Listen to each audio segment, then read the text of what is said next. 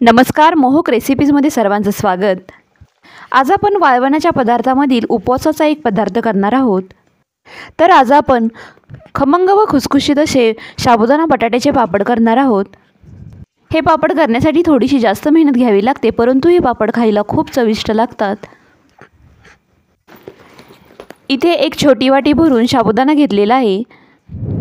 हा साबुदाणा कच्चा साबुदाणा आहे। आपल्याला हा साबुदाणा थोडासा भाजून घ्यायचा आहे। लो फ्लेमवरती कढई ठेवून साबुदाणा फुटेपर्यंत आपल्याला हा साबुदाणा भाजून घ्यायचा आहे। साबुदाणा भाजल्यामुळे साबुदाणा एकदम हलका होतो व मिक्सरमधून चांगला वाटला जातो।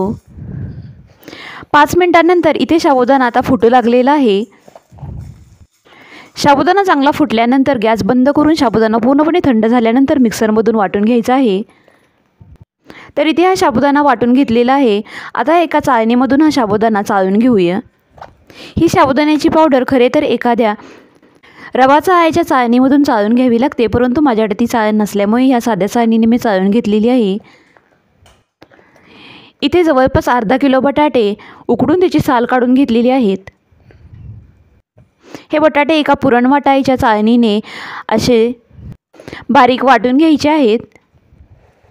हे बटाटे चांगले शिजले असल्यामुळे वाटायला अजिबातही अडचण येत नाही। बटाटे असे पुरण वाटायच्या चाळणीतून बारीक केल्यामुळे आपल्याला पापड करताना अजिबातही अडचण येत नाही। अवघ्या 5 मिनिटांनंतर बटाटे चांगले बारीक करून झालेले आहेत।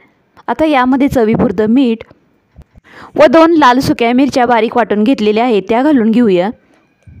नुसत्या मिठाचे जरी पापड केले तरी खायला छान लागतात।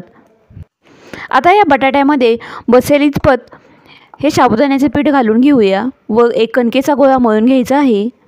अशा प्रकारे बटाटे व साबुदाण्याचे पळी पापडही केले जातात। ते पापड एकदम झटपट तयार होतात।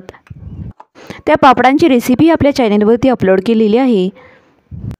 हे पापड करण्यासाठी जराशी जास्त वेळ लागतो, परंतु खायला अतिशय चविष्ट लागतात।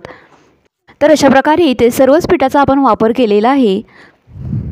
हे मिश्रण थोडंसं घट्टसर असं वाटत आहे, म्हणून अगदी 2 ते 3 छोटे चमचे पाणी घालून परत एकदा कणिक मळून घेऊया। 20 मिनिटांसाठी हे मिश्रण भिजत ठेवून द्यायचं आहे। 15 ते 20 मिनिटे झालेली आहेत। पापड करण्यासाठी यातील एक लिंबाच्या आकाराचा गोळा असा तोडून घेऊया। हे पापड आपण इथे कुठलीही मशीन न वापरता करणार आहोत। त्यासाठी इथे पोळपाटावरती 2 पॉलिथिनची शीट घेतलेली आहे। एका शीटवरती असा हा गोळा ठेवून त्यावरती दुसरी शीट अंथरून डिशने जोरात दाबून घ्यायचा आहे। हा पापड मला अजून जास्त पातळ करायचा आहे, म्हणून अशा बोटाच्या सहाय्याने अजून जरा पातळ करून घेत आहे। अशा प्रकारे दुसरा पापडही करून घेऊया। हे पापड अगदी झटपट असे तयार होतात। ज्यावरती आपण पापड सुकत घालणार आहोत त्या प्लॅस्टिकच्या कागदावरती असे अलगद पापड काढून घ्यायचे आहेत। हे पापड अजिबातही कागदाला चिकटून राहत नाहीत, अगदी अलगद असे निघून जातात।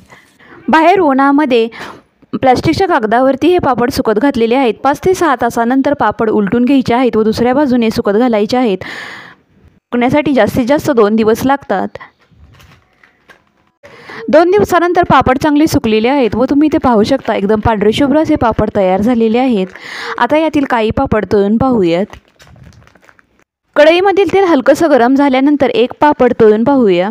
तर इथे तुम्ही पाहू शकता इथे आपला पापड एकदम पांढरा शुभ्र असा उठलेला आहे व एकदम खुसखुशीत असा तयार झालेला आहे। पापड तेलामध्ये टाकल्यानंतर लगेचच उलटून घ्यायचे आहेत। या पापडातील एक पापड आपण इथे तोडून पाहूया।